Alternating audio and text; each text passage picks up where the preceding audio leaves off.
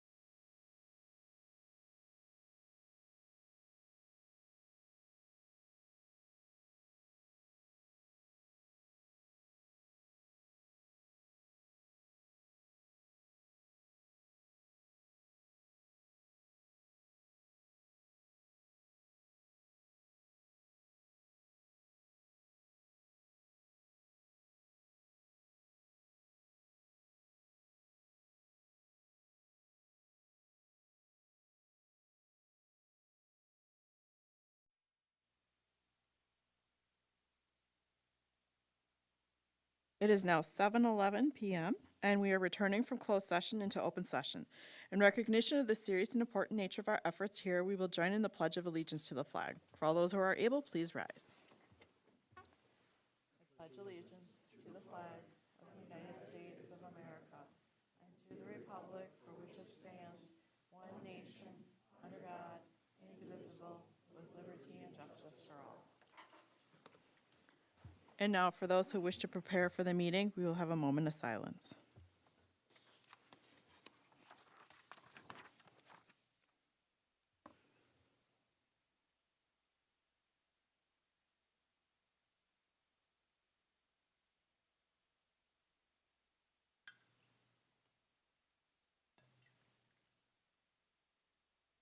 This is a public meeting of the Board of Education.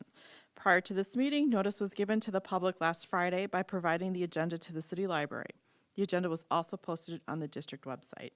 A copy of the agenda was forwarded to the Journal Sentinel, the Waukesha Freeman, and the Waukesha Now, all of which have filed requests for all public notices. First up this evening, we have some recognitions. At this time, I'd like to invite Dave Cody, our Director of Communications, to honor our guests, given that we have been on the task of trying to find naming rights sponsors for our facilities. And we've had a recent new partner move in, and now not so recent anymore. They're now becoming a natural part of New Berlin. You see what I did there, Fred? Okay, but I'll hand it over to Dave. Yeah, so thank you for having me tonight. I'm honored to recognize Horicon Bank as one of our naming rights partners. They are the fifth of our six members of our naming rights team. It was about a year ago, I think, when we agreed to name the Vikings ticket booth after Horicon Bank. It's been great to get to know Christine and Fred and their team over at Horicon, Jason and John as well. They're great people. Once they moved in, opened the branch on Cleveland and Moreland, they reached out to us, and we got together a couple times and had a couple meetings, talked about how we could form some type of partnership with the district. And you know, since the naming rights agreement, we've helped them with their Toys for Tots gift donation. They also partnered, they sponsored our Toast Education in March. So this is what we talk about when we talk about our naming rights agreements. It's not just about a financial commitment to the district. We want to make sure that we're doing things that are mutually beneficial for both parties, and this one is certainly a case of that. And very happy to have them here, and I'd like to turn it over to Fred and Christine. Christine's a branch manager in New Berlin, and Fred is the president of the bank. So. Thank you all. Thank you, David.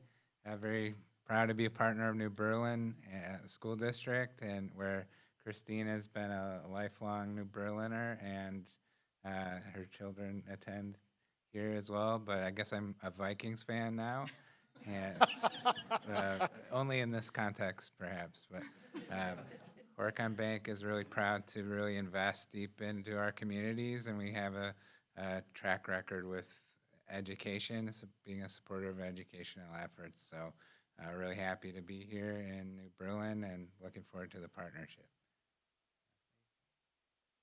You know, over the last, well, I've been a part of the district for all my life, and it's been great to dive even deeper over the last year and a half, 2 years, and getting to know a lot of people who are in the room right now.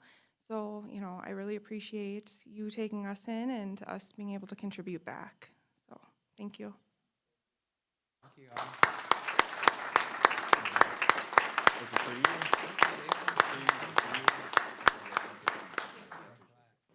Yeah, we also have worked with those at their branch to discuss a lot of different options that we haven't kind of touched on in many different ways.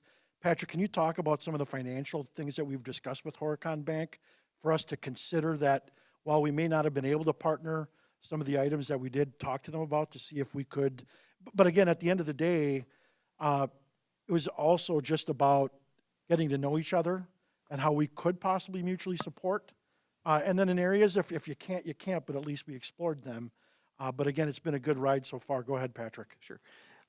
So we discussed several of the local banking things that, programs that they offer that we also work with. For example, like our procurement card, which is essentially our district credit card program, as well as looking at if like cash machines would be utilized if we put them in the high schools, things like that. But I do believe that the Education Foundation did move their local accounts over to Horicon Bank. They were not pleased with the services that they were getting prior to, and are very happy with their partnership now with Horicon Bank. Thank you both again, Christine and Fred. Appreciate it. The next group that we'd like to recognize was our recommendation to the Wisconsin Association of School Board Business Honor Roll. And I'll have Dr. Sanders talk about our guests here in honor of that recognition. Hello. Well, Tiffany and Jennifer are here with us tonight, and they work with Growing Minds. We have partnered with Growing Minds. Wow, Tiffany, you've been on the Mental Health Advisory Committee since its inception, so probably 6 years. And we have partnered with Growing Minds not only to provide a lot of support for our students. We actually have instruction happening in our elementary buildings and in our middle school and high school around a lot of just executive functioning skills and employability skills that we feel are so important for all of our students to have. And then Growing Minds has partnered with us to instruct our staff, our parents. We've had a lot of parent events. So they definitely were so important for us to be able to honor, and the WASB agreed. So I will turn it over to you if you want to say anything about anything. Okay. Well, thank you. I'm Tiffany Mercer. I am the business operations manager for Growing Minds, and I'm also a parent here in the district and on Kelly's mental health advisory committee. So I get the pleasure of seeing this business collaboration from the beginning. We started working with your staff in 2018. I introduced my boss, Susan, offered me to the option to offer our summer trainings to some of our teachers here, and I offered them to some of the teachers at Elmwood.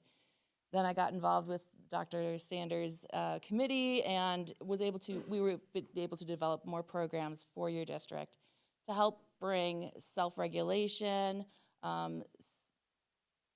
mindful awareness, and other social emotional skills developments to the district staff, and now we've expanded the program to students as well. So it's been personally very rewarding for me to see how much this has impacted our district-wide, even with your taking a mindful moment or a pause before you began your meeting. So that's been very rewarding for me, and I would like to appreciate it.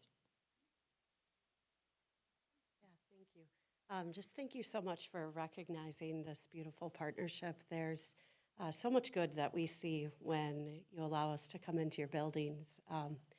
My first time inside of Reagan Elementary, I commented to Angela Patterson on my way out. We're in a lot of schools and a lot of school districts, and it was tangible how truly inclusive that environment is. And that's been 100% our experience in all of your schools. And that's very, very special and unique. And we're very happy to be amplifying the impact of the wise decision-making that happens in this district, and working with Dr. Sanders on everything, you know, from how she pulls off the wellness day for the teachers and how truly valued they feel by going through that day, to even her showing up to help out with glitter management at a family night. The last thing I just want to comment, though, is recently I had the joy of facilitating a parent university session, and never in our years of operations have we ever had so many parents engaged and asking active questions and actually turning their cameras on during a Zoom training. And so we just really appreciate that you see the benefit of this kind of social emotional support on all levels and engaging parents and families. So Thank you for everything, and keep up your amazing work, please. It means a lot.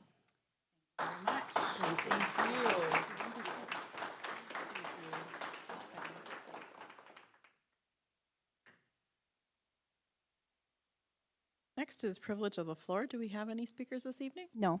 All right. I don't have anything for president's message or announcements, so we'll move on to the administrative team report. The only item I'd like to discuss was the Veterans Day celebration that we hosted on Friday.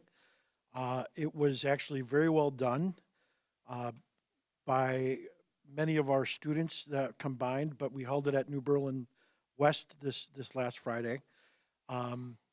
We had student speakers that did an incredible job from both Eisenhower and West. We had the West, like a vocal group perform, and then we also had combined band along with the orchestra and band perform at the event as well. The best part, in my opinion, is a follow-up brief little post-celebration breakfast with the veterans. And every year they always seem to comment about how great our students are, how respectful they are in the audience, sitting there for over an hour, having to listen to things, but it's also a learning experience for our students. They learn about, our student speakers talk about, what is Veterans Day, to actually just give a general overview of what it really is. And then secondarily, we had a student who was Emily, our former board rep from West. Her brother spoke about what Veterans Day meant to him and the fact that both his mother and father are veterans, along with other additional family members. Very interesting perspective and insightful and very well done.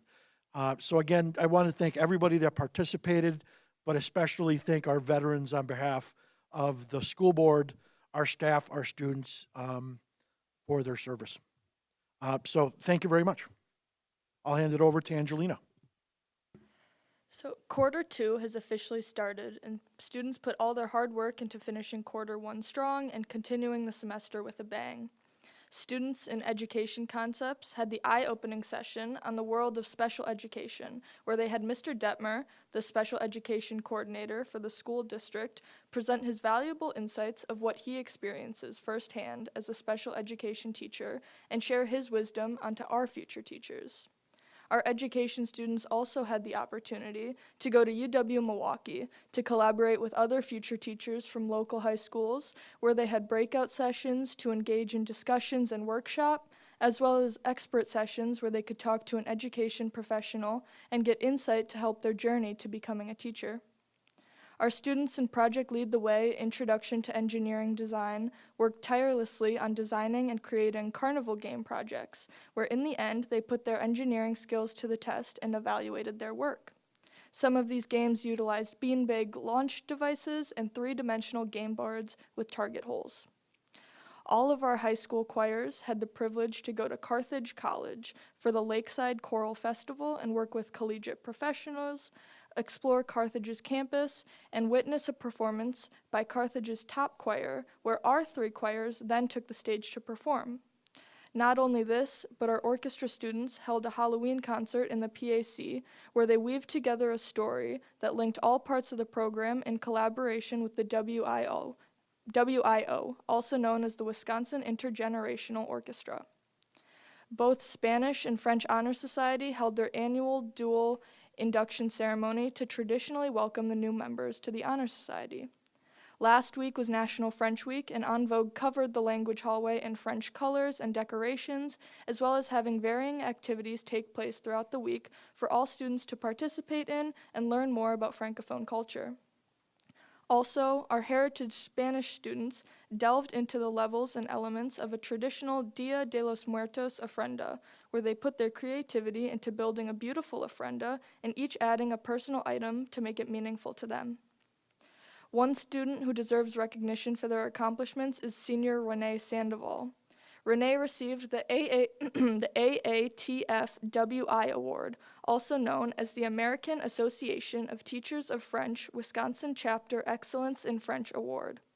This prestigious award is not just a scholarship, but a celebration to her dedication to the art of French.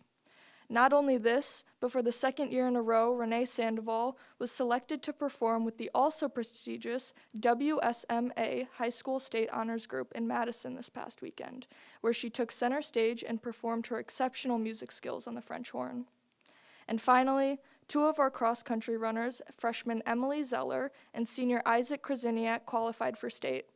This past season, Emily broke the NBW girls 5K record time with 19 minutes and 41 seconds, then re-broke her record again later in the season, proving she's a dedicated athlete. Emily placed 25th in the state with a time of 19 minutes and 56 seconds, and Isaac placed 88th with a time of 17 minutes and 45 seconds, both of them competing against over 150 athletes. As well, our girls volleyball team, our boys united volleyball team, and our girls swim and dive team all ended their seasons right after advancing to sectionals. Thank you.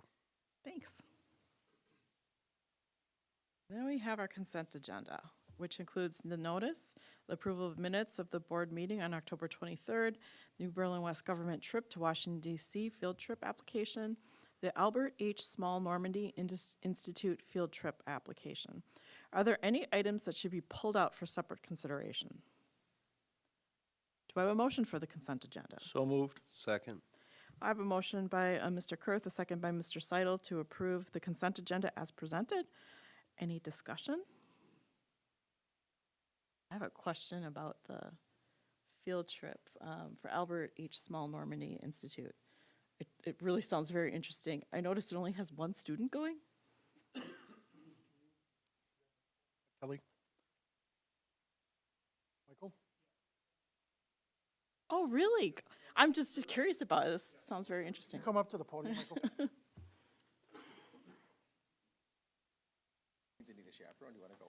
No, I just wanted to know more about it. I know. So It it's does a, say it needs one chaperone, but. yes, it is.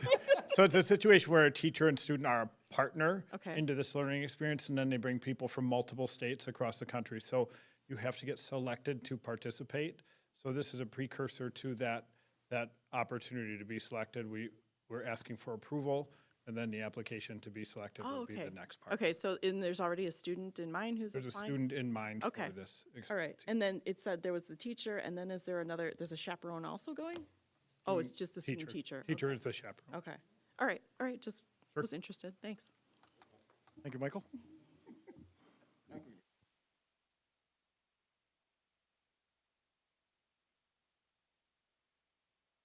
So if there's no other discussion, all those in favor, raise your right hand. Motion passes. On to the regular agenda, we have the long-range facilities funding plan presentation. Yeah, so we have now that we've established Fund 41, we've been able to do a good job of balancing our budgets and allocate resources for our long-range facilities. We are now annually bringing you updates to our living, breathing document, which is our long-range facilities and funding plan. Up until recently, we had a great plan with lots of needs, but no funding for it. Fortunately, over the course of the last 3 years, we've been able to have a funding plan for those facilities that go with it. And so really just want to have Patrick walk through the document that has been provided to you. It's also available for the public online to be able to view as needed. But just wanted to hand it over to Patrick to just kind of give you an update on just kind of where we're at with this plan. Thanks, Joe. So the first document that we're going to look at is on your board docs, the facilities projects 1041. That's the more colorful of the two documents that are out there. Looking at the color coding on this, if you look at the projects that are listed, you can also kind of extrapolate where we initially planned to fund those, or at least in the fiscal year that we plan to fund those. And then if you look at the very first column, you can see, for example, the Poplar Creek LED lighting project. We planned for that in 2022, but we actually were not able to to complete it until fiscal year '23, which, you know, that's not a huge issue because of the way we're funding our capital plan. We have the dollars in that fund. They can only be used for these purposes. And in all honesty, moving from fiscal year '22 to fiscal year '23 could be the difference of 1 week in when the project was completed, invoiced, and paid. Working down, all the way down to the west install of fiber optic, everything above that we have completed. And if you go down to west replace sidewalks, we have completed that down to the Poplar Creek asphalt section A4. The outlier in the middle of that section, Elmwood window replacement, we are going to have, our plan is that we'll have that completed before the end of the school year. We're just not doing that all in one big project. We're doing it in smaller projects when we don't have students in the building. Then if you go down to Orchard Lane, new generator, we've got a bunch of generator upgrades there. What we have done in all of our schools, with the exception of Orchard Lane and Poplar Creek, is we have taken our generators, made sure that the size of the generator, the capacity of the generator was appropriate, and then we had the generators mapped so that we had a clear idea of exactly what was being powered by those generators. And we had the electricians in to change some of those things around, because over the years, classrooms have moved, some classrooms have been divided, and so we needed to come up with a new map and a new distribution. The only thing that we have left at Elmwood, Reagan, and West is to go through the testing, and that's essentially cutting the power in the building and making sure that the maps are accurate, and to find out if we need to do any further work on that. We did, fortunately or unfortunately, depending on how you look at that, get the opportunity to do that at Eisenhower when the power was out. We took that opportunity to roll around the building and take advantage of that downtime. Orchard Lane and Poplar Creek are both getting new generators.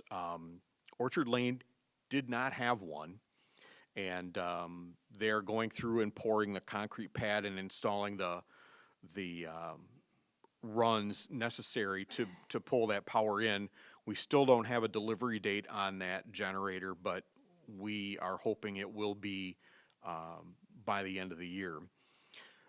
When we did the mapping at Poplar Creek, we found out that that generator was undersized for the building, and so we're going to be replacing that and actually moving that generator over to Eisenhower, and it's going to be utilized by food service so that all of the large walk-in coolers, et cetera, are going to have adequate backup power. And if that works well, we're probably going to do the same thing over at West. The blue section, you can see some other projects that we are working on this year, and some of them that are quite large. Wherever you see the PA system, that is, we are approaching the deadline for RFPs for a district-wide PA and security system upgrade. This will be replacing all of our clock and bells, and it will also give the district the ability to have visual notification for different security or safety issues like fire alarm, or if we have to go to a hold or a secure or a lockdown. So it will bring our school buildings, all 6 of them, up to the 21st century, and again, very safe and secure schools. There's a couple of other things there, high school, or the Eisenhower switchgear. We're talking about eliminating the Porta Johns at New Berlin West. And then there's a west asphalt replacement, but right now we have that on hold because we may switch that out with another project that would essentially complete all of the work at one school before we move on to west. The remainder of that are things that we're looking at for fiscal 26 through fiscal 30. And we do believe in, purposely, there are some items in there that are listed as TBD. And purposely, there are items that do not go into years 10, 11, and 12. And the reason we haven't made any of those changes yet is so that you can see how this document is going to be a living document. So some of those projects from 26 to 30 are most likely going to get pushed off so that we can maintain a adequate balance in Fund 41. And we will have the ability to get those projects priced out. We may move them around in the order that they are being done. Patrick, just wanted to interject. We also recognize the reality that we work off of a biennial budget.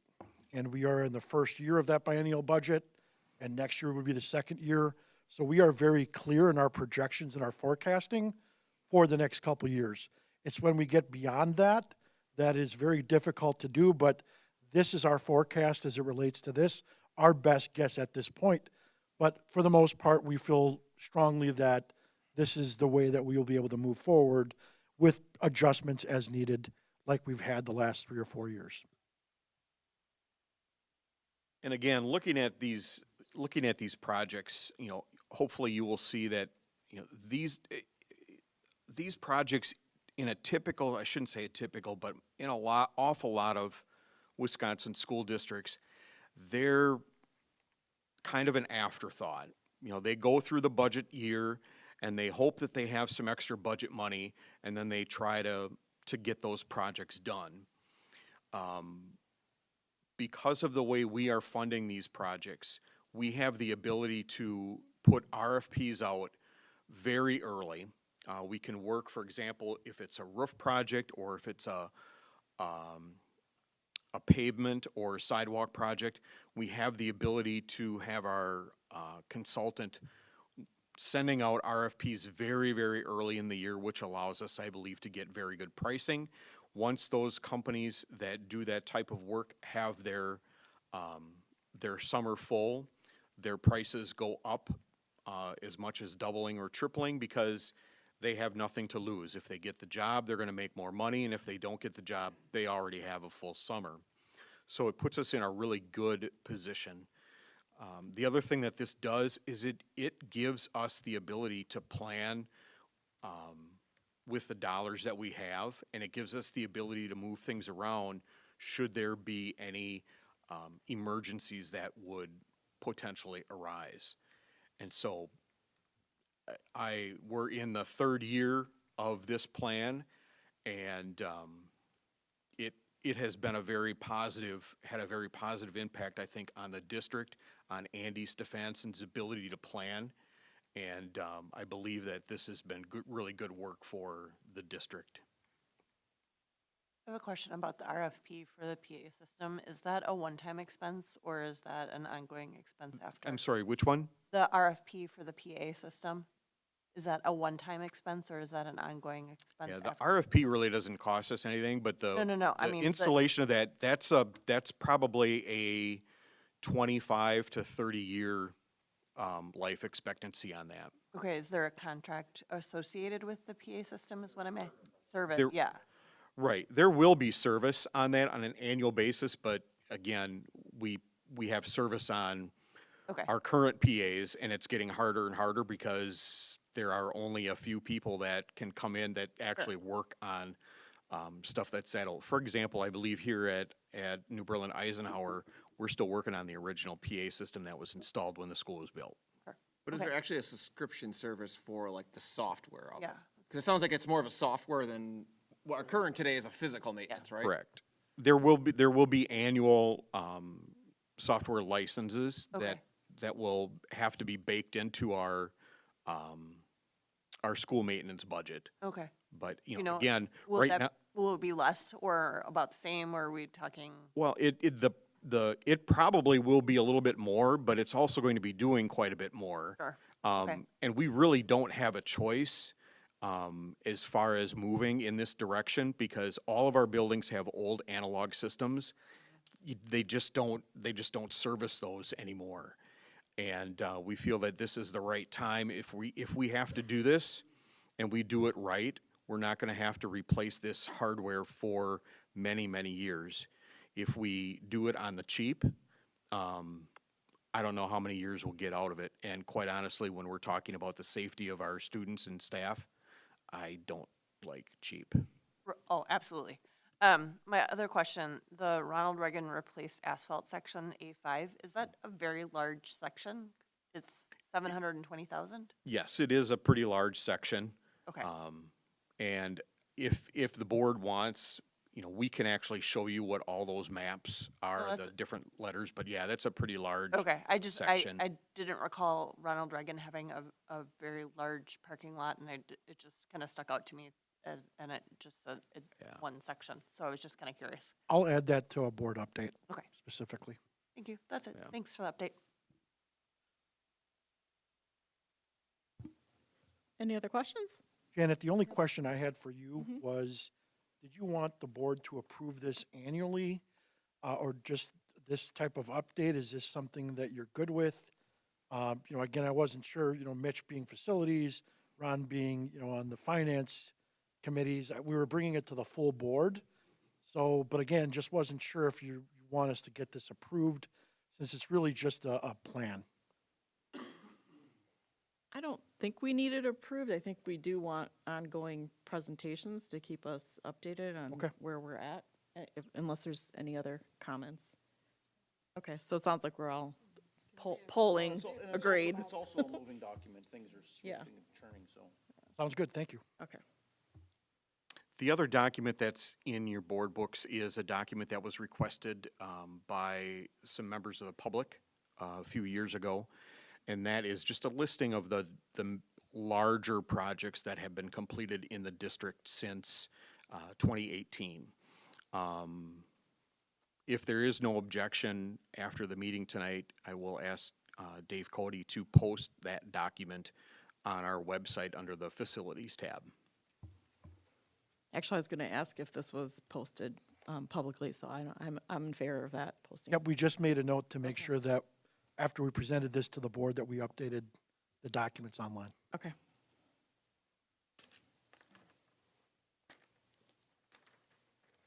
All right, if there's nothing else, we'll move on to the next one, which is a first read of policy revisions from the semi-annual catch-up, the Neola Update 32-1.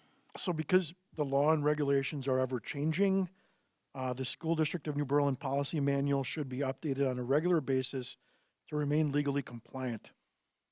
Neola has identified 17 policies which are in need of revisions as part of their, what they call 32-1 update.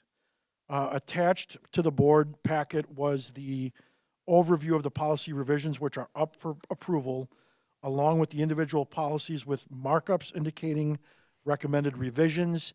Again, we met with Neola to just go through the detail. These are all recommended by Neola and their legal counsel to amend moving forward, and we would be seeking your approval at the next board meeting. And just so the board is aware, now that we are on this new cadence, we will only need to do this twice a year, longer if you so choose. Are there any questions about any of the policies right now that you'd like to ask?